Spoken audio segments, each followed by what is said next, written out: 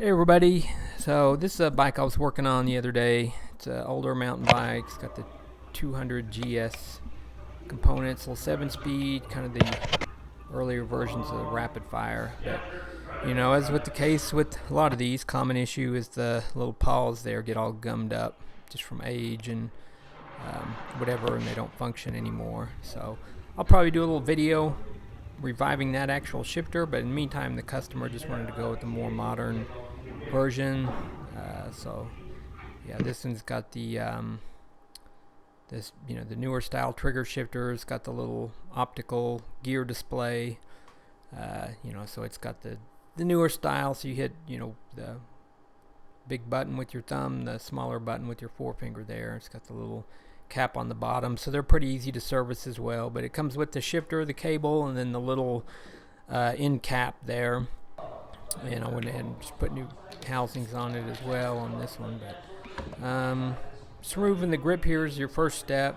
I usually sometimes use compressed air, and this is another method. I just shot a little isopropyl alcohol in there and stuck a pick underneath there, just kind of let the alcohol get in there, and from there it's pretty easy just to work it right on off. So got to get the grip off, and then these older style brake levers, it's got the little bolt that anchors it in place there inside, kind of like an older road bike lever. So I went ahead and just popped the brakes loose here to give myself a little extra room to get a screwdriver in there.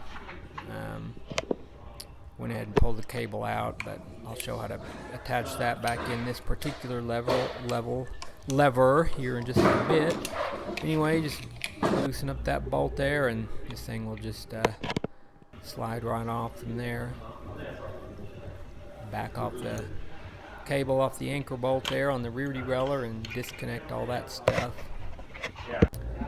And then basically got a little bolt there, and unscrew it. So the new one, it's going to basically go on the same way. It's got a little 5mm bolt there, but as I noticed, this piece kind of sticks out, and the old lever kind of tucks up underneath it. But as you can see, it's a lot shorter. The metal, it's a steel lever versus the aluminum one on the new style. So I just went ahead and cut that off so it would mount up nice and flush. The actual lever, there was a little bit of interference, but I was able to match it up there where it worked out pretty well. Yeah. So this, I'm using the compressed air version here, just a little blow gun.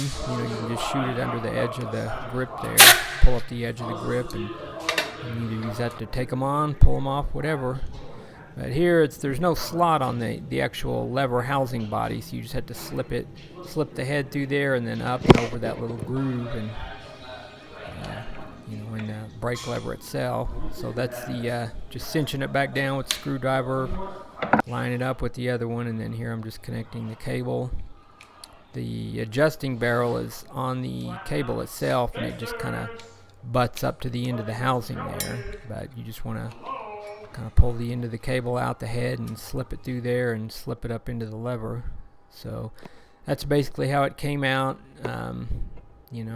Always want to leave yourself room for the smaller button there to make all of this travel, and then you don't want to bind up the little optical gear display. If you jam that in there, it won't work correctly. So you always want to leave just a little bit of room in there where that little thing functions. Just testing it out here, and it's working fine. So go ahead and hook up my cables, and that's basically it.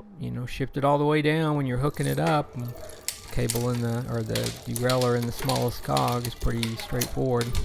Fine tune your tension there. So just kind of testing it out here, and it's working great. So yeah, that's one option. I'll do another video here at some point soon, try to revive that other shifter just to show how to do that. But anyways, thanks for watching. We will see you back here soon.